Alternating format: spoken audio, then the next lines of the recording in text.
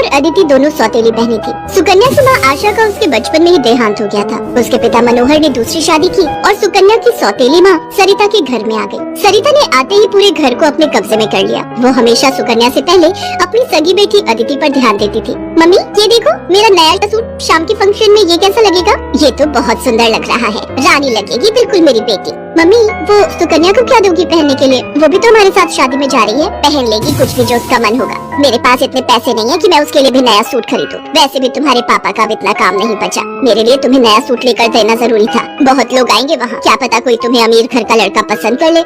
अरे सरिता, कभी कभी अपनी बड़ी बेटी सुकन्या के बारे में भी सोच लिया करो। वो बेचारी भी तो शादी लायक है। बस आ गए अपनी लाडली बेटी के बारे में चिंता करने। पता नहीं कौन से मनहूस दिन मेरी तुम्हारे साथ शादी हुई थी। जब से आई हूँ एक ही नाम तुम्हारे मुंह पर चढ़ा हुआ है। देखती हूँ सुकन्या सुकन्या। अरे तुम्हारी दूसरी बेटी अदिति भी कुंवारी है, वो भी तुम्हारी ही बेटी है। उसके बारे में भी कुछ सोचा करो। मैं हूँ जो पैसे जोड़ जोड़ कर अपनी बेटी को सूट दिलवाए है। अब शाम को चलने की तैयारी कर लो, बहुत बड़े बड़े लोग उस शादी में आएंगे। ये तो मेरी सहेली पुष्पा की बड़ी मेहरबानी है जो उसने हमें एक कार्ड दे दिया, वरना हम गरीबों को इस शहर में और इतनी बड़ी शादी में कौन पूछेगा। मनोहर को पता था कि सरिता का स्वभाव बहुत ही खड़ूस है, इसलिए वो चुपचाप अपने कमरे में चला जाता है। शाम को सब लोग शादी के लिए तैयार होते हैं। अदिति बहुत ही सुंदर सूट पहनकर तैयार होती है। सुकन्या के पास तो कपड़े ही नहीं थे। अचानक मनोहर सुकन्या के पास आता है। सुकन्या बेटी, ये ले, ये तेरी माँ की साड़ी है, तू ये पहन कर तैयार हो जा। देख कितनी सुंदर साड़ी है, मेरे संदूक में रखी थी, मैं वही ढूंढ रहा था और आज मुझे मिल गई।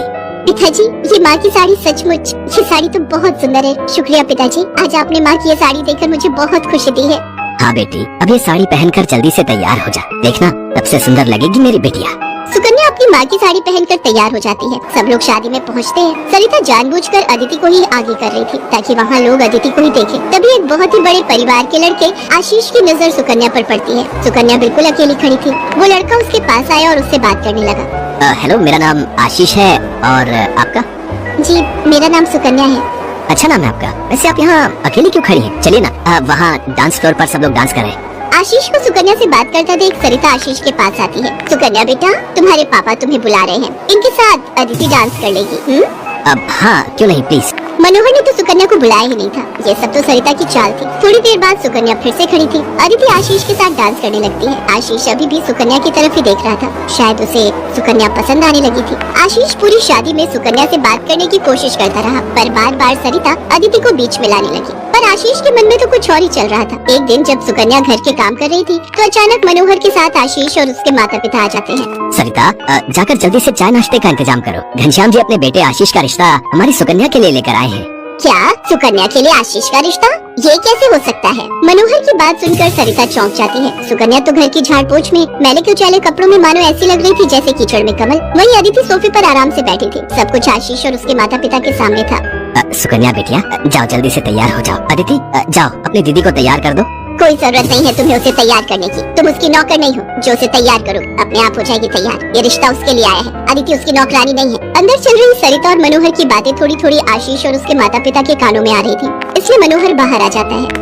मनोहर जी, हमारे बेटे आशीष को आपकी सुकन्या उस दिन बहुत पसंद आई थी और वैसे भी हम आशीष के लिए लड़की ढूंढ ही रहे थे, इसलिए अचानक ही आपको मैंने फोन मिला दिया। मेरी सुकन्या तो बहुत किस्मत वाली है जो आप जैसे इतने बड़े घर का रिश्ता उसके लिए आया, वरना हम तो, मैं आपको क्या ही कहूँ। घनश्याम जी, आपने सचमुच मुझ पर बहुत बड़ा उपकार किया है। नहीं नहीं मनोहर जी, इंसान दिल से अमीर होता है। आपने अपनी बेटी सुकन्या को जो संस्कार दिए हैं वो किसी धन दौलत से कम नहीं। तभी सुकन्या चाय नाश्ता लेकर आ जाती है। सुकन्या का रिश्ता पक्का हो जाता है।